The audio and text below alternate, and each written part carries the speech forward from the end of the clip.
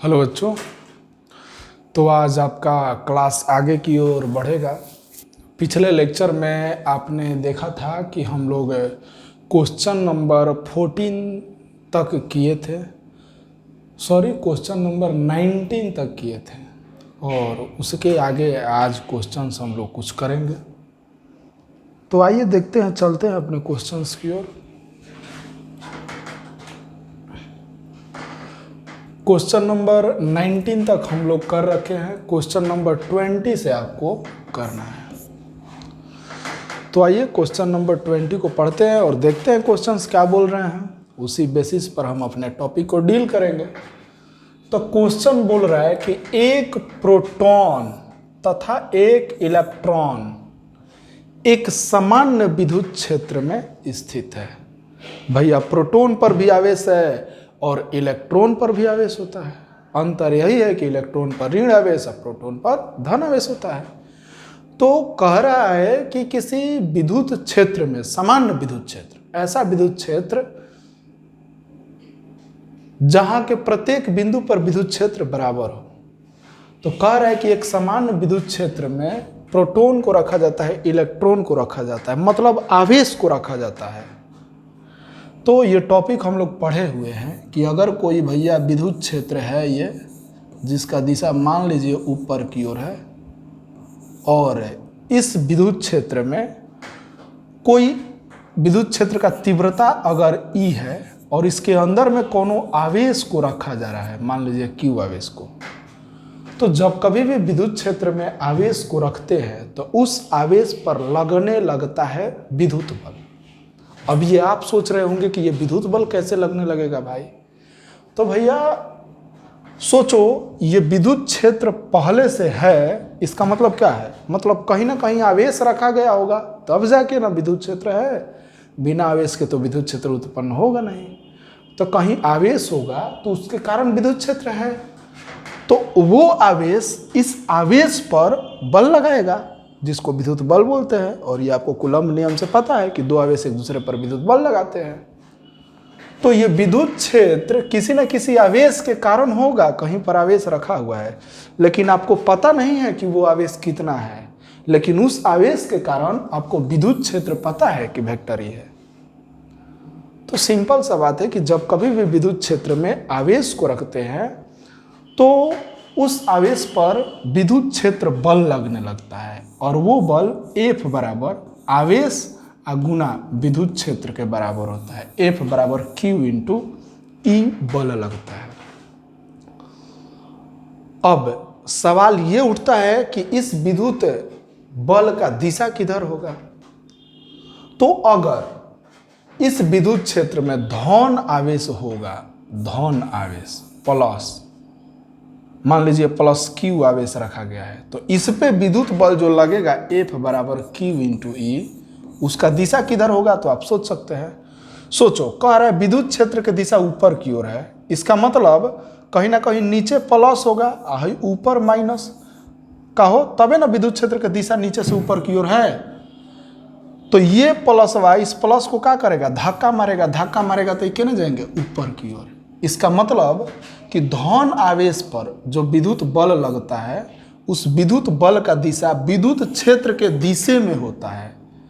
माने धन आवेश पर जो विद्युत बल लगता है उसका दिशा विद्युत क्षेत्र के दिशा में होता है।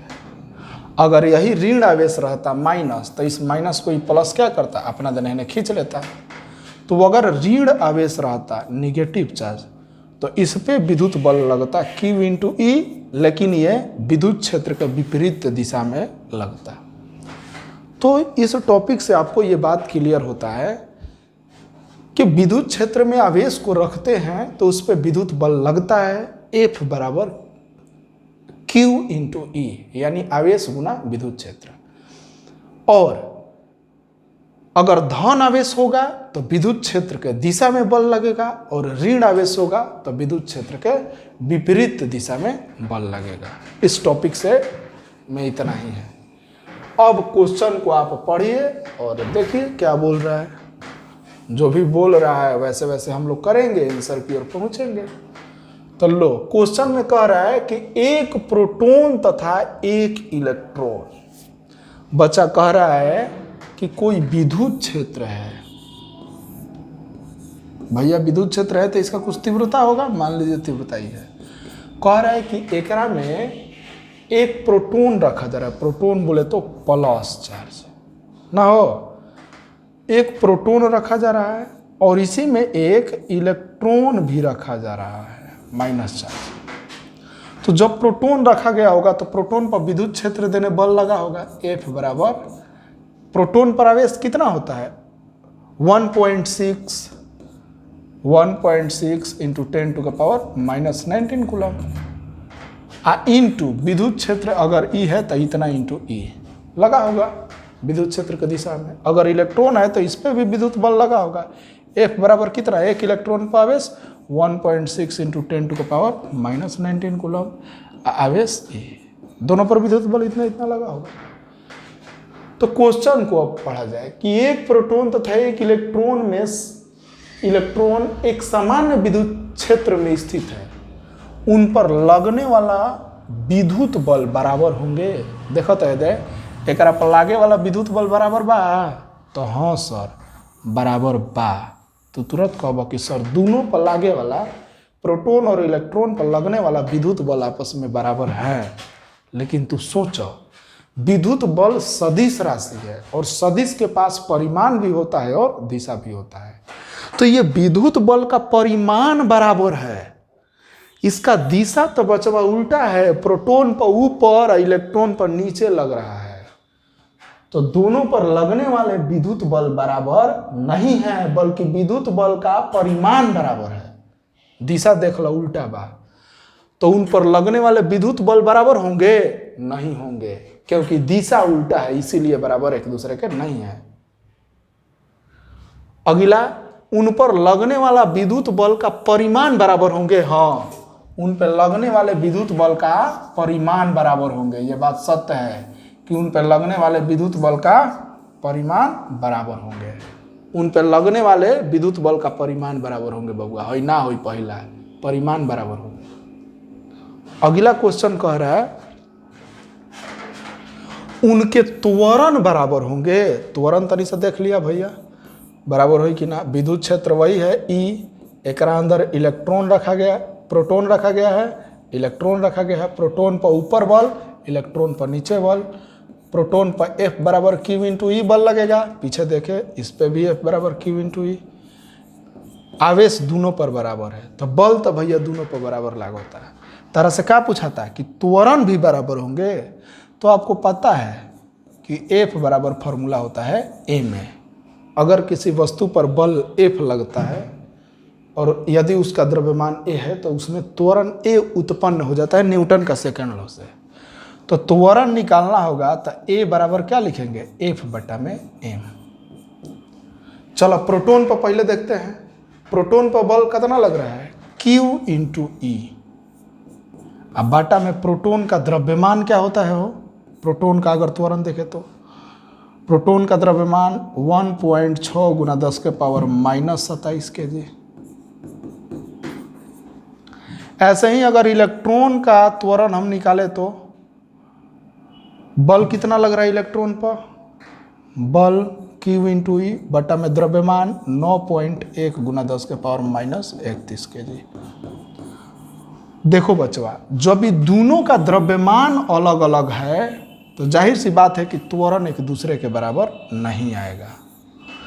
दोनों का द्रव्यमान अलग अलग है, अगर दोनों का द्रव्यमान बराबर होता तो त्वरण का परिमाण बराबर हो सकता था, लेकिन दोनों का तो ऐसा ही बुझा रहा है द्रव्यमान अलग अलग, तो दोनों में त्वरण अलग अलग होगा। तो उनके त्वरण बराबर होंगे नहीं होंगे, क्योंकि दोनों का इलेक्ट्रॉन और प्रोटॉन का द्रव्यमान अलग अलग है। कोनो दिक्कत ना। अगला कह रहा है उनके त्वरण का परिमाण बराबर होंगे नहीं होंगे, क्योंकि जब द्रव्यमानें अलग अलग है तो परिमाण कहाँ से बराबर होंगे। हाँ, अगर जितना प्रोटॉन का द्रव्यमान है उतना ही अगर इलेक्ट्रॉन का भी द्रव्यमान रहता तो उस स्थिति में परिमाण बराबर हो सकता था, लेकिन दोनों का द्रव्यमान अलग अलग है, इसलिए परिमाण भी बराबर नहीं होंगे। तो यहाँ से बचवा पता चला आपको यही पता चला कि उन पर लगने वाले विद्युत बल बराबर नहीं होंगे, क्योंकि परिमाण तो विद्युत बल का बराबर है लेकिन दिशा सामान्य नहीं है, इसलिए ये नहीं होगा। उन पर लगने वाले विद्युत बल का परिमाण बराबर होंगे, एकदम बराबर होंगे। उनके त्वरण बराबर होंगे नहीं, ना तो इनका परिमाण बराबर है क्योंकि द्रव्यमानी अलग अलग है और दिशा तो सही बुझा रहा है, वो ऊपर है वो नीचे होगा, तो ये भी नहीं होगा और ये भी नहीं होगा। देखिए दरअसल बात ये है कि ये जो भी आपको टॉपिक हम बता रहे हैं, एक क्वेश्चन से आपका बहुत सारे टॉपिक्स क्लियर हो जा रहे हैं, आपका कॉन्फिडेंस लेवल बढ़ जाएगा इस तरह से बताने पर। नहीं तो हम ABCD तो मारिए देते कि इसका A होगा, B होगा, C होगा, D होगा। हम चारों ऑप्शन पर जिक्र कर रहे हैं कि होगा तो क्यों होगा, नहीं होगा तो क्यों नहीं होगा। इससे आपका कॉन्फिडेंस लेवल बढ़ेगा, इससे आपका जो भी टॉपिक्स में प्रॉब्लम आ रहे होंगे वो सारा चीज़ दूर हो जाएगा।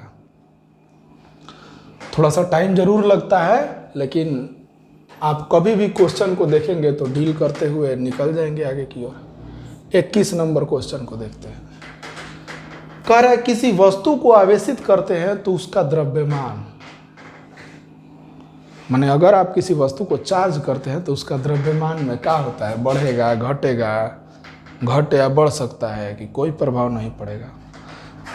तो बचवा आपको पता है कि अगर कोनो वस्तु डिस्चार्ज है, इसका मतलब कि जितना धन आवेश है उतना ही ऋण आवेश है। किसी वस्तु में जितना प्रोटॉन है अगर उतना ही इलेक्ट्रॉन है तो इस वस्तु को हम लोग डिस्चार्ज बॉडी कहते हैं कि कोई चार्ज नहीं है। देखो +3 -3 बराबर कैंसिल। अगर आपको इस वस्तु को चार्ज करना है तो क्या करते हैं, वस्तु में इलेक्ट्रॉन को डाल देते हैं, चाहे वस्तु से इलेक्ट्रॉन को निकाल लेते हैं, वो वस्तु चार्ज हो जाता है। प्रोटॉन को हम नहीं निकाल सकते हैं, नहीं डाल सकते हैं, क्योंकि ये नाभिक के अंदर बंद होते हैं। तो सोचो जैसे ही इस वस्तु में हम किसी इलेक्ट्रॉन को डाल देंगे, जैसे ही वस्तु में इलेक्ट्रॉन को डाल देंगे ये चार्ज हो जाएगा। देख लो, जैसे ही इलेक्ट्रॉन डालेंगे +3 गो, माइनस पहले से 3 गो था, 2 गो और बढ़ गया, तो +3 और -5 -2। यानी जब किसी वस्तु में इलेक्ट्रॉन को डालते हैं तो वस्तु चार्ज हो जाता है।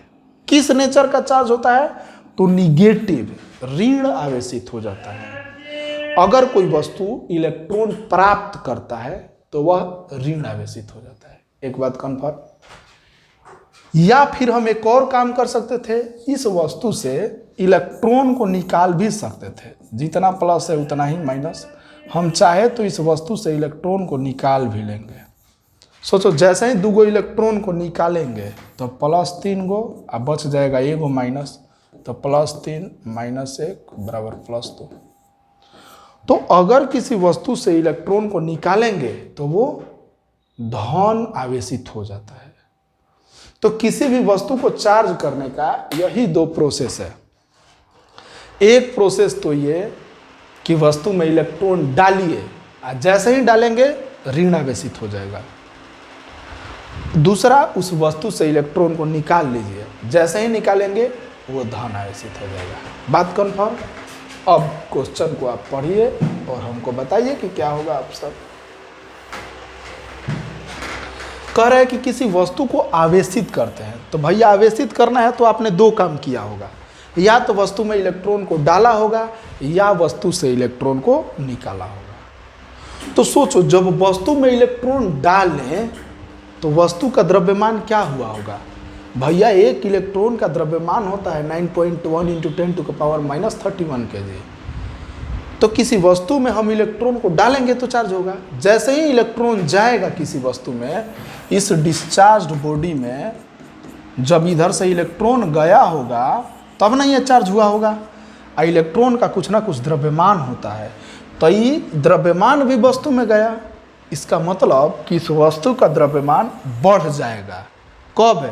जब इसको इलेक्ट्रॉन देंगे तब। एक और प्रोसेस है, इलेक्ट्रॉन निकालेंगे तो भी चार्ज हो जाएगा। तो जब वस्तु से इलेक्ट्रॉन निकलेंगे तो द्रव्यमान भी निकलेगा, तो इस प्रकार से वस्तु का द्रव्यमान घट भी जाएगा। तो जब किसी वस्तु को हम चार्ज करते हैं तो उसका द्रव्यमान बढ़ भी सकता है, घट भी सकता है।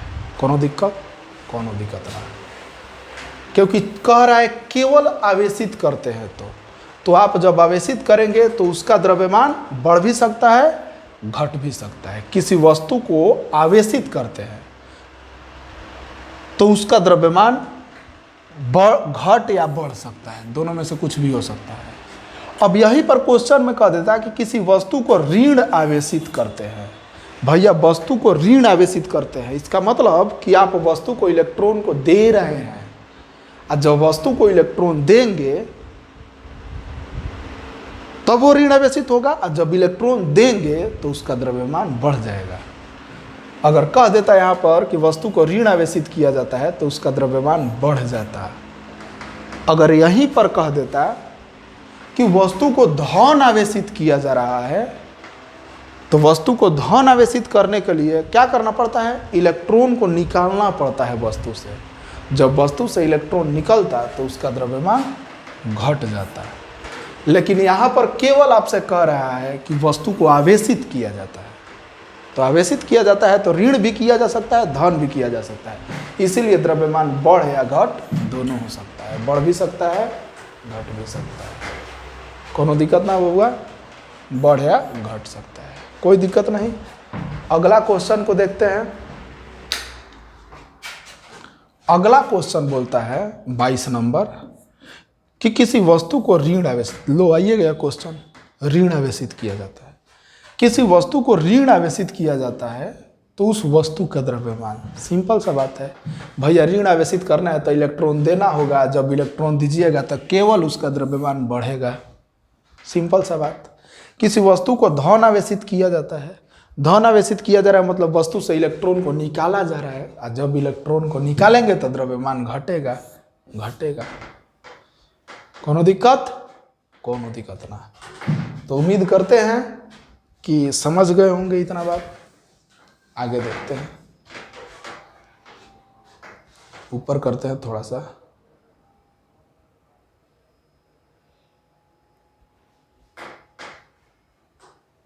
आइए नेक्स्ट क्वेश्चन देखते हैं। थोड़ा सा सोचना होगा, हॉट क्वेश्चन है। हॉट क्वेश्चन का मतलब होता है हाई ऑर्डर थिंकिंग। आप थोड़ा सा ज़्यादा सोचिए, आप सॉल्व कर लेंगे। हॉट का मतलब यही ना होता है, हाई ऑर्डर थिंकिंग। तो आइए देखते हैं। इसमें हर टाइप का क्वेश्चन है आपका, हर लेवल का क्वेश्चन है। इतना करने के बाद आप कोई भी बुक का क्वेश्चन उठाइए, आपसे टोटली बन जाएगा। इस प्रकार से इस सेट को तैयार किया गया है। बाकी आप जितना मेहनत करेंगे उतना आप डेवलप करेंगे। चलो पढ़ते हैं। कह रहा है कि सामान्य त्रिज्या के दो छोटे सुचालक गोला, दूगो सुचालक गोला है, एगो गोला हई है और एगो गोला हई है, दूगो सुचालक गोला है और इन दोनों का त्रिज्या सामान्य है, मतलब बराबर है। एक पर प्लस 10 माइक्रोकूलम यानी एगो पर प्लस 10 माइक्रोकूलम और दूसरका पर माइनस 20 माइक्रोकूलम आवेश है। एक दूसरे से आर दूरी पर रखने पर, चलो एक दूसरे से कितना दूरी पर रखा जा रहा है, आर दूरी पर रखने पर क्या करते हैं हो, F1 बल लगाते हैं। माने जैसे ही इस दोनों आवेश को आर दूरी पर रखते हैं तो ये F1 बल लगाते हैं। अगर इनको हम फॉर्मूला पर रखना चाहे तो F1 बराबर हम लोग लिख सकते हैं कितना, तो 1/4 पाई एप्सिलॉन नॉट।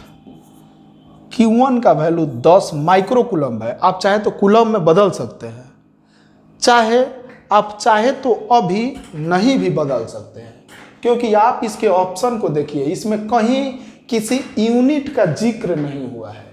जब यूनिट का जिक्र नहीं हुआ है तो आप नहीं भी बदलेंगे तो चलेगा, आंसर सही आएगा। लेकिन अगर यही यूनिट का जिक्र कर देता तो आपको इसके ऐसा यूनिट में रखना पड़ता। तो आपका मन, आप बदले तो भी सही, ना बदले तो भी सही, आपका मन। अगर आप माइक्रोकूलम में है, कूलम में बदलना चाहते हैं तो बदल लीजिए। 10 × 10⁻⁻⁶ से मल्टीप्लाई कर दिए, कूलम में बदल गया।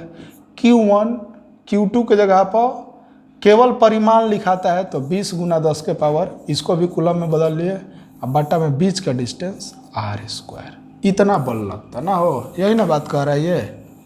जैसे जैसे क्वेश्चन कहा हमने कर लिया। अब आगे देखते हैं क्या कह रहा है। कह रहा है कि यदि इनके परस्पर संपर्क में लाने के बाद, यानी अब एक का नाम है कि बबुआ है जो दोनों गोला आपको दिखाई दे रहा है ना, अब इसको एक बार संपर्क में लाइए, सटाइए, इन दोनों गोला को सटाइए। तो लो सटाते हैं, 10 माइक्रोकूलम आएगा है 20 माइक्रोकूलम को सटा दिए, -20 माइक्रोकूलम को सटा दिए। तो जैसे ही दो गोला एक दूसरे के स्पर्श करते हैं आवेशित गोले, तो क्या होता है, चालन विधि से अत्यधिक आवेशित गोले से कम आवेशित गोले में आवेश प्रवाह करने लगता है, और तब तक करता है जब तक कि दोनों पर आवेश का मान बराबर ना हो जाए, ना हो। तो जैसे ही सटाएंगे तले हे में आवेश ज़्यादा है, हे में से निकल के हेने जाने लगेगा, और जाने के बाद दोनों पर बराबर बराबर आवेश होगा। तो कितना कितना, तो दोनों का जोड़ के बटा में 2 से डिवाइड करते हैं, यही ना प्रोसेस है। तो 10 और प्लस -20 डिवाइडेड बाई 2, यानी -10 डिवाइडेड बाई 2, यानी -5 माइक्रोकूलम। यानी इन दोनों गोलों पर -5 माइक्रोकूलम आवेश आ जाएगा। ठीक बा। तो अब आगे क्वेश्चन को देखते हैं। -5 माइक्रोकूलम पढ़ो, लाने के बाद पुनः उतनी ही दूरी पर, माने दोनों के सटा के या फिर हटा के उतने दूरी पर का करे के बाद रख देवे के बाद, जैसा ही सटाई बहुत एगो पर -5 माइक्रोकूलम आवेश आ गई, आ दूसरको पर -5 माइक्रोकूलम, आ दोनों के फिर से उतने दूरी पर कह रहा है कि रख दिया जाता है। कितना दूरी पर, तो बड़का आरे दूरी पर, उतना ही दूरी पर रखने पर F2 बल लगते हैं। जैसे ही यार दूरी पर रखा था तो देखो था कितना बल लगता, F2 बल। तो अगर F2 बल लग रहा है या इसको फार्मूला पर सेट कराना चाहे तो F2 बराबर 1/4πε0, Q1 के जगह पर परिमाण खाली होता है तो 5 माइक्रोकूलम में है तो कूलम में बदल लिए 10 के power -6, Q1 Q2 divided by r², इतना बल लग रहा होगा ना हो। तो बेजे क्वेश्चन में देखो क्या पूछ दे रहा है, रखते हैं तो F1 F2 का मान है, माने F1 अनुपात रेशियो F2 का मान बताइए। F1 रेशियो F2 का मान क्या होगा। तो भैया रेशियो आपसे पूछ रहा है, F1 रेशियो F2, यानी रेशियो का मतलब होता है डिवीजन, F1 बटा में F2। तो वैसे ही F1 बटा में F2 हम लोग रखेंगे, पता चल जाएगा। F1 F2 निकालिए लिए हैं दे, जैसे जैसे क्वेश्चन कह रहे हैं, एक स्टेप बढ़ो ना, बढ़िया से बढ़िया क्वेश्चन को सोल्व कर दोगे यार। तो रेशियो पूछ रहा है F1 रेशियो F2, माने F1 divided by F2। F1 का value 1/4πε0 10 × 10⁻6 into 20 × 10⁻6 divided by r², पूरा का डिवीजन। F2 का वैल्यू तो निकलना ही है 1/4πε0 5 × 10⁻6 इंटू 5 × 10⁻6 डिवाइडेड बाई r²। देखिए इसको मिटाते हैं,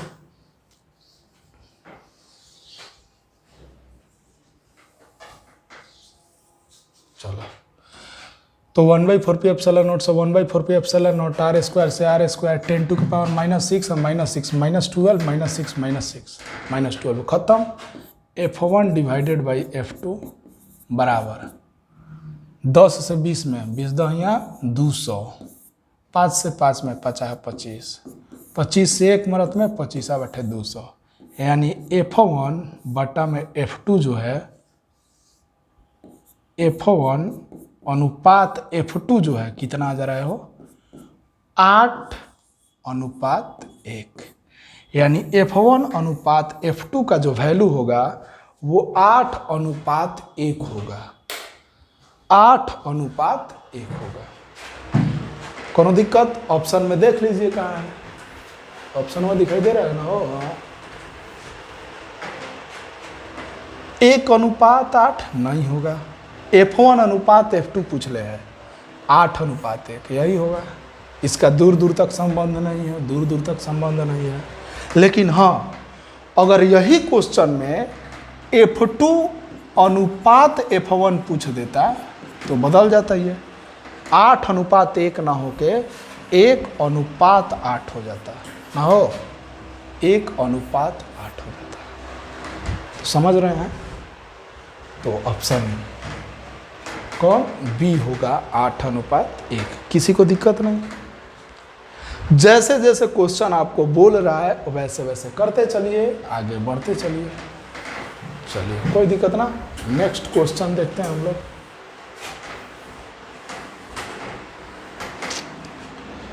क्वेश्चन नंबर 25 को आप पढ़ें। बोल रहा है कि 3 आवेश 4q, q तथा छोटा q तथा एक सीधी रेखा में क्रमशः 0, x2 तथा x स्थिति में रखे हैं, तो q पर परिणामी शून्य होगा। माने परिणामी बल जो लगेगा वह शून्य होगा यदि q बराबर है में से कितना हो तो। यानी क्वेश्चन आपसे बोल रहा है कि 3 गो आवेश है जिनको रखा गया है एक सीधी रेखा में, उसमें से किसी एक आवेश है छोटा q और कह रहा है कि उसका वैल्यू कितना हो कि उस पर लगने वाला कुल बल शून्य हो। यानी आप सोच सकते हैं क्वेश्चन का जो कथन है वो ये है कि 3 आवेश रखे गए हैं, एक 4q, मान लीजिए है जब 4q, 4 छोटा q, एक सब स्ट्रेट लाइन में रखे गए हैं। एक आगे इन्हें रखा गया है बड़ा q, एक आगे उन्हें रखा गया है छोटा q, है जब छोटा q। ठीक है, 3 आवेश रखे गए हैं। 3 आवेश 4q, q तथा q एक सीधी रेखा में रखे गए हैं। कहाँ पर? तो जो पहला आवेश है 4q 0 पर है, जो रखा गया है 0, माने जैसे दूरी 0 है। ओकरा बाद में x/2 पर है, जैसे है जो दूरी है वो x/2 है, बड़ा का q हेजा से x दूरी पर रखा गया है। हो गया। अब कह रहा है कि q पर परिणामी बल शून्य होगा, माने q पर जो बल लग रहा होगा विद्युत बल वो शून्य होगा। तो q का मान बताइए। यानी का नाम है कि जो q पर बल लग रहा होगा ना उस पे कुल बल शून्य लग रहा है, यानी F कुल जो लग रहा है उस q पर वो शून्य लग रहा है। तो भैया q पर कौन कौन बल लगा रहा होगा? एक तो 4q लगा रहा होगा और एक बड़का q लगा रहा होगा, ये दोनों मिलके बल लगा रहे होंगे। तो मान लो ये जो 4q बल लगा रहा है ये F1 बल लगा रहा है, ठीक, और ये जो q है ये भी कुछ बल लगा रहा होगा, मान लो ये F2 लगा रहा होगा। तो इसका मतलब ये है कि दोनों बल जो लग रहा है वो दोनों बल का मान कितना होना चाहिए? देखो क्वेश्चन में कह रहा है शून्य होगा, यानी कुल बल F1 प्लस F2 जो होगा वो केकरा बराबर होना चाहिए? 0 के बराबर। तो अगर F1 F2 को इधर से उधर ले जाए तो माइनस F2 वैल्यू रखना पड़ेगा, F1 का वैल्यू। यानी जो 4q उस q पर बल लगा रहा होगा कितना लगा रहा होगा? तो 1/4 पाई एप्सिलॉन नॉट, q के जगह पर q1 के जगह पर 4q, q2 के जगह पर q, अब बीच का डिस्टेंस यहाँ से यहाँ तक का डिस्टेंस कितना है? वो x बटा में x का स्क्वायर बराबर माइनस F2 कौन लगा रहा है? तो बड़ा वाला q, 1/4 pi epsilon not, q के जगह पर बड़ा वाला q डिवाइडेड बाई q के जगह पर बड़ा वाला, q1 के जगह पर बड़ा वाला q, q2 के जगह पर छोटा वाला q, और बीच का डिस्टेंस यहाँ से यहाँ तक का डिस्टेंस पूरा x है। जब है x/2 तो है हो x/2, यानी x/2 का स्क्वायर। जब हम इसको आगे बढ़ाते हैं तो 1/4 पे एप्सिलॉन नॉट से 1/4 पे एप्सिलॉन नॉट कैंसिल, तो 4q गुना q यानी 4q² डिवाइडेड बाई x² बराबर q इंटू बड़का q इंटू छोटका q डिवाइडेड बाई x² अब बटा में 4, क्योंकि 2 का स्क्वायर कीजिएगा 4, नीचे है तो ये ऊपर चला जाएगा। 4 से 4 कैंसिल, 1q से 1q कैंसिल, x² से x² कैंसिल, माइनस वाई जो छोड़ दिए थे, जब माइनस होगा माइनस है तो q बराबर क्या वैल्यू आ गया आपका -q। समझ रहे हैं ना? नहीं समझ में आया तो देख लीजिए फिर से। 4q से q में गुना करेंगे तो 4q² बटा में x² इक्वल टू माइनस बड़ा q इंटू छोटा q डिवाइडेड बाई x का स्क्वायर डिवाइडेड बाई 2 का नीचे स्क्वायर कीजिएगा तो 4, और 4 नीचे है तो ऊपर चला जाएगा। ये जो 4 था तो ये 4वां कहाँ चला जाएगा? ऊपर, गुना 4। तो ये 4 से 4 कैंसिल, आ एगो q से एगो q कैंसिल, आ x² से x² कैंसिल, तो एक छोटा q बराबर क्या बच गया? -q। छोटा q is equal to -q, यानी जो छोटा q था अगर उस पे कुल बल 0 लगेगा तो उसका वैल्यू माइनस बड़ा q के बराबर होना चाहिए। अगर उस पे कुल बल 0 लगेगा तो उसका वैल्यू माइनस बड़ा q के बराबर होना चाहिए। लेकिन आप ऑप्शन देख रहे होंगे, इसमें कोई ऑप्शन नहीं है। -2q नहीं होगा, -q ये भी नहीं होगा, क्योंकि माइनस बड़ा q के बराबर होगा। इस q का वैल्यू माइनस बड़ा q होना चाहिए, यह भी नहीं होगा, यह भी नहीं होगा। तो कोई ऑप्शन में नहीं था, क्योंकि प्रिंट करने वाला ने, जो टाइप करने वाला है, वो मिस्टेक करके यहाँ पर छोटा q कर दिया था, जबकि यहाँ पर क्या होगा? बड़ा q ऑप्शन में होगा। तो आप ऑप्शन को सुधार लेंगे, यहाँ पर बड़ा q लिखेंगे और यही आंसर होगा कि इस q का वैल्यू माइनस बड़ा q होना चाहिए, तब जाके उस पर कुल बल 0 लगेगा। कोनो दिक्कत? ऐसे ही और भी कुछ क्वेश्चन में इसमें पूछ सकता था। इसमें पूछ सकता था कि ऐसा भी आपसे पूछा जा सकता था कि यदि q का वैल्यू,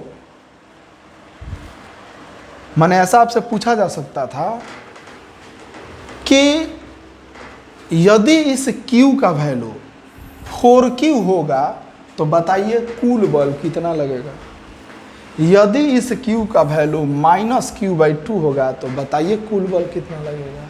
यदि इस q का वैल्यू -2q होगा तो बताइए कुल बल कितना लगेगा। तो आपके ऊपर डिपेंड करता है, क्वेश्चन को कैसे भी घुमा सकते हैं। आप लाइन से पढ़ते जाइए क्वेश्चन को, जो जो बोल रहा है वैसे वैसे करते जाइए, ठीक है। तो आज हम लोग 25 नंबर क्वेश्चन तक किए। अगले क्लास में आप 25 से 30 क्वेश्चन तक देख के आएंगे। 25 से 30 तक, 26 से 30 तक हम लोग सॉल्व करेंगे, ठीक है। तो thank you, best of luck, मिलते हैं कल।